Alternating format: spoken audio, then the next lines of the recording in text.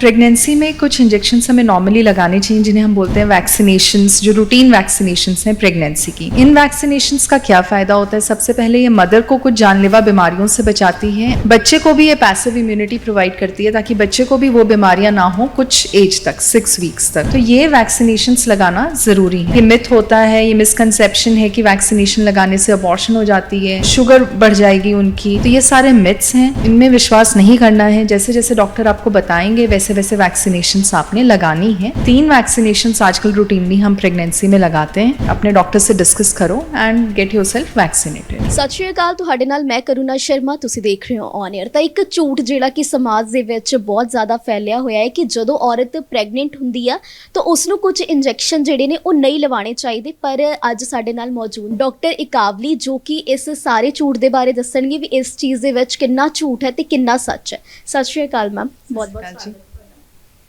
Ma'am ਜਿਹੜੀ ਗੱਲ ਦੇ ਉੱਤੇ ਹੁਣੇ ਅਸੀਂ ਗੱਲ ਕਰ ਰਹੇ ਸੀਗੇ ਵੀ ਇਹ ਮਿਥ ਹੈ ਕਿ ਜਿਹੜੇ ਲੋਕ ਕਹਿੰਦੇ ਨੇ ਇੰਜੈਕਸ਼ਨ ਨਹੀਂ ਲਵਾਉਣਾ ਚਾਹੀਦਾ, ਤਾਂ ਮਤਲਬ ਕਿ किस तरह ਦੇ ਨਾਲ ਇਹ ਮਿਥ ਹੈ? प्रेगनेंसी में कुछ इंजेक्शन्स हमें नॉर्मली लगाने चाहिए जिन्हें हम बोलते हैं वैक्सीनेशंस, जो रूटीन वैक्सीनेशंस हैं प्रेगनेंसी की। इन वैक्सीनेशंस का क्या फ़ायदा होता है? सबसे पहले ये मदर को कुछ जानलेवा बीमारियों से बचाती है एंड देन बच्चे को भी ये पैसिव इम्यूनिटी प्रोवाइड करती है ताकि बच्चे को भी वो बीमारियां ना हो कुछ एज तक, 6 वीक्स तक।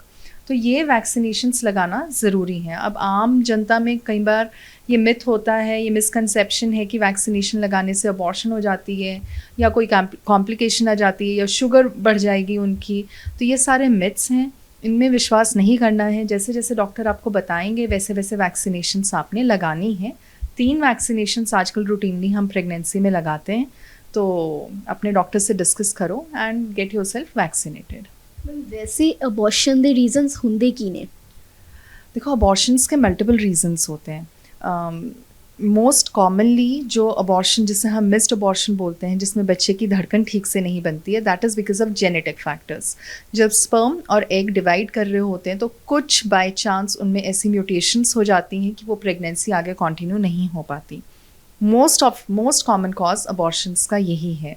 Then there are other causes, जैसे कि मैटरनल फैक्टर्स आ सकते हैं, यूट्रस स्ट्रॉन्ग इनफ नहीं है या बच्चेदानी का जो मुंह है वो कमज़ोर है, या कुछ जिस तरह से हम कहते हैं कि कुछ फाइब्रॉइड, कोई रसौली बच्चेदानी में है, या कुछ बिना कारण के भी अंदर ब्लीडिंग हो जाती है जिसके कारण बच्चा एक्सपेल हो जाता है। तो ये मेनली कारण रहते हैं। Then there are other reasons जो कि बहुत डिटेल में हो जाते हैं।